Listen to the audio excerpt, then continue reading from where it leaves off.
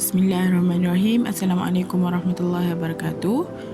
Today, we, Izian and Fadlin, are going to share with you guys on workplace menu. So healthy employees provide companies with a wide array of benefits. They tend to be more productive, less stressed, and take less sick days.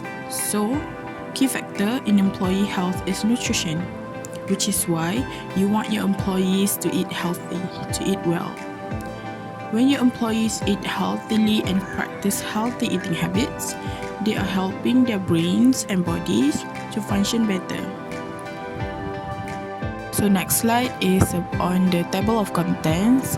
We have introduction, recommended nutrient intake, problem or issues in food intake, food pyramid, guideline or tips in preparation, serving size, additional tips, sample menu by Ministry of Health, and weekly menu. So for the introduction, many individuals that are working did not realize that they are not getting enough nutrient in their daily intake needed according to the RNI, which is recommended nutrient intake. Like many illness, eating disorders can affect adults in the workplace. Many people with eating disorders are perfectionistic, leading them to be highly driven and competent, often ideal employees. So if someone doesn't learn to manage these traits, however, they can contribute to disordered eating or an eating disorder. So for the next slide is on recommended nutrient intake. This is the energy requirement for adults and elderly. Moderately active, for example, salesmen or teachers. Male, female from 30 to 59 years old. Male required 2,190 kilocalorie, meanwhile female need 1,900 kilocalorie.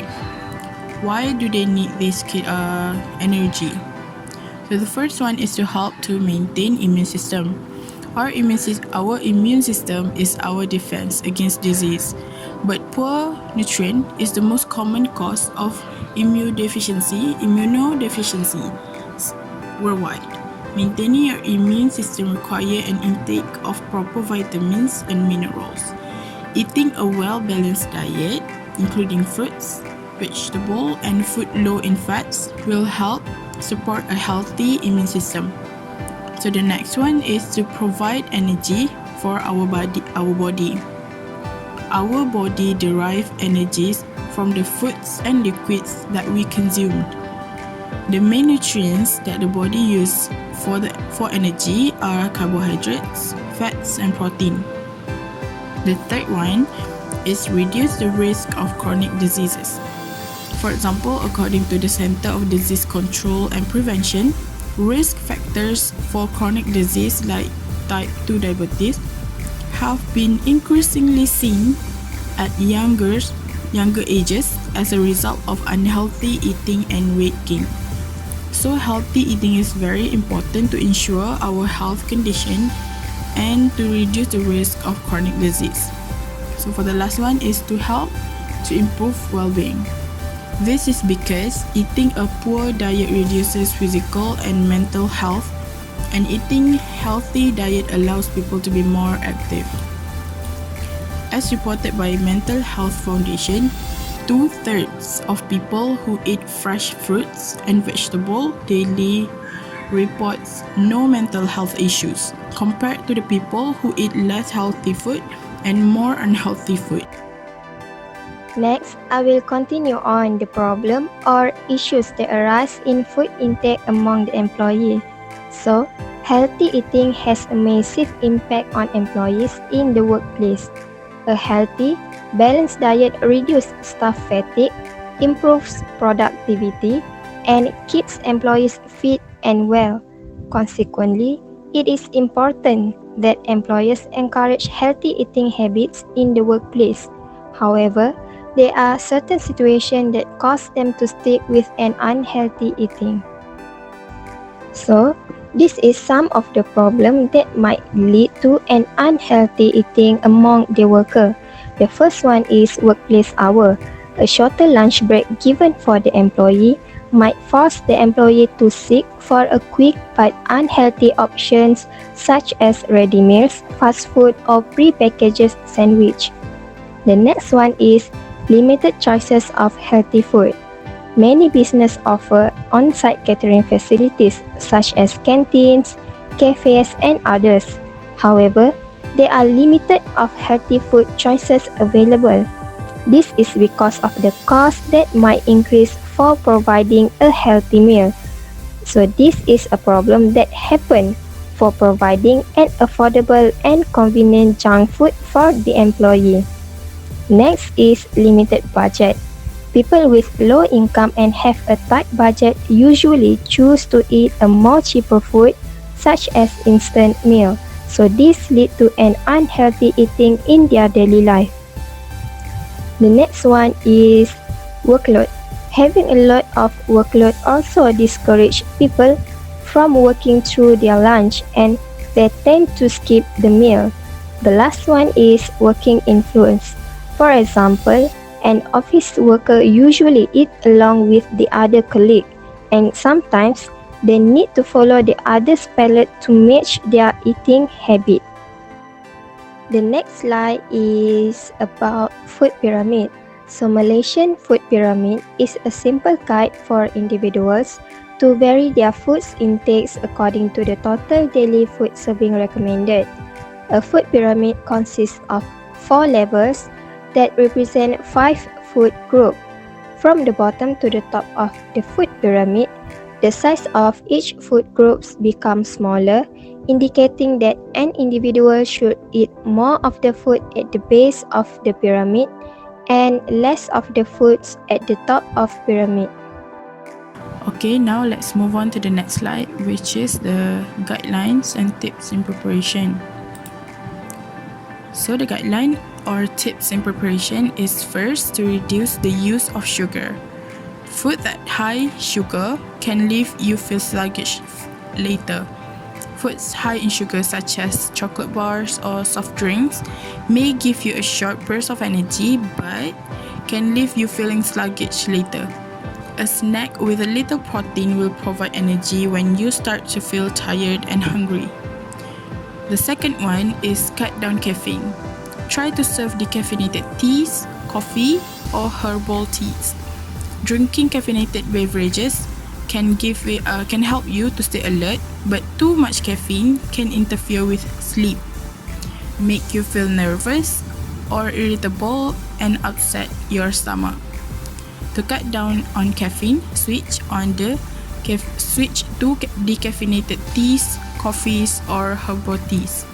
And the last one, or the third one, is to avoid high-fat food.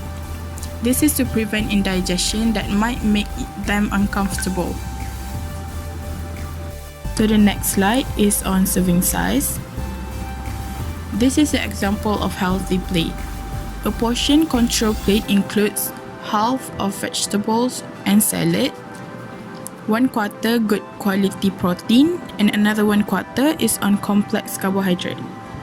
Next, a specific portion size might not suitable for everyone. So here is the tips on determining your portion size. This is a simple guide on portion size. It is easy to estimate portion size using just your hand. Each time you're preparing to eat, make sure your plate features 1 palm of protein-dense food with each meal, 1 fist of vegetable with each meal. So the optional is 1 cupped hand of carb-dense foods and 1 thumb-sized portion of fat-dense food. Next, I will continue on the additional tips for preparing a workplace menu. The first additional tips is regarding the type of food. It is important to provide and have a good variety of healthy foods from the 5 food groups each day. This is to make sure that the employee can have a wide range of choices for their meal. The next one is snack. Snacking is a typical habit that an employee would do during their working hours. This is because they might feel tired and need something to eat to increase their energy.